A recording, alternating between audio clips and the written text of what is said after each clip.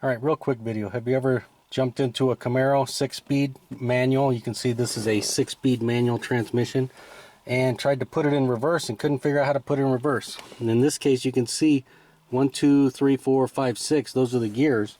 You know, 1, 2, 3, 4, 5, 6, of course, like that. And then you're like, okay, reverse says I'm supposed to go over and up. And then you're like, you do that, that's first. You know, and you're like, how do I get over to reverse? Well, let me push the clutch in.